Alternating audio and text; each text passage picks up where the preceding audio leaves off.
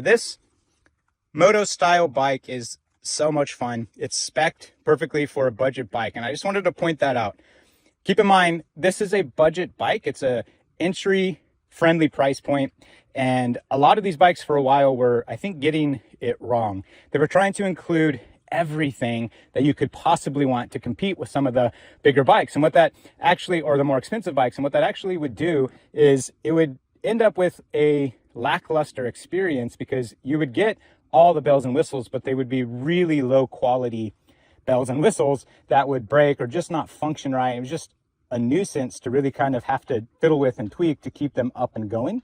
But what these manufacturers are starting to do, like this one, they figured a lot of things out. Like, for example, a bike like this, they capped the speeds at 20 miles per hour. They made it legal for almost any trail in America based on federal law. You have to check with your local jurisdiction. They can change and tweak things, but I know in California, where I live, and most states, this is perfectly legal on any bike trail. Now, there are a couple of mountain bike trails that are maintained. They're private trails, and there's some that are forest trails. They don't allow motorized bikes, even e-bikes, on some of those trails, but those are few and far between.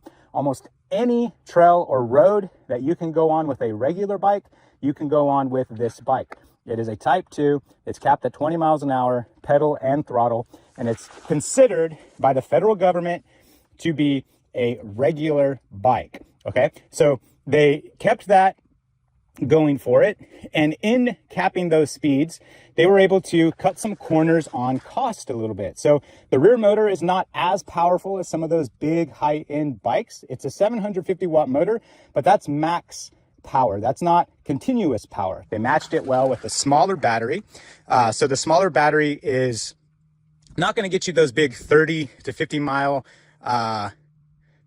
ranges, but this one will get you about 20 is probably the max that it's going to get you. If you're not going up and down hills and you're pedaling a little more, I think maybe you'll probably reach 25 on a good day, but this one's going to get you about that 20-mile range. And what they were able to do was get you a UL certified battery. So you got a quality battery on this thing, quality motor, quality battery. Okay, and then the other thing that they did was they got you mechanical disc brakes instead of hydraulic disc brakes. With a 20-mile-an-hour speed, a bike like this, these are perfectly capable of stopping you just fine. So they saved a little money there, but they did give you 160 millimeter disc brakes. So they got you what you need to be okay on this bike to get around and be able to stop yourself. They did exactly what was needed. Same thing for these forks, these front forks, these hydraulic forks. They're not the top of the line front forks, but they're enough to get this bike where they designed it to go, this type of terrain that I'm talking about. And they combined it with this spring rear suspension that does the job just fine as well. This, in my opinion, they spec'd it perfectly.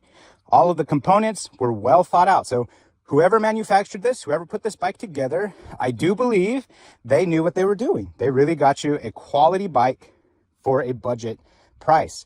They didn't try to put everything in it and end up giving you a bike that's just going to fall apart on you in the long run and not work to spec. They got you exactly what you needed to get the job done. And I'm super impressed, and I'm having a lot of fun on this bike, especially with how comfortable this ride is. Man, it's comfortable and it is fun. I'm gonna hop on and keep going a little bit, testing out that battery life to see if I can improve on that 20-mile range that I got, which was, it was more like 18. Like I said, I was doing a lot of hill climbing to kind of test this thing out. So see if I can get up this bigger steep hill right here with a nice run up to it. I'll try to pedal up at the same time.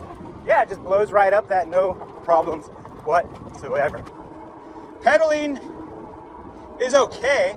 It's not amazing, so you're probably not going to want to pedal this thing all the time.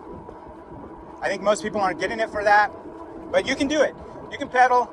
It's not unpleasant for me. I'm about 6'1", and for the most part, you're going to be using this throttle anyway. You got your left turn signal, a right turn signal.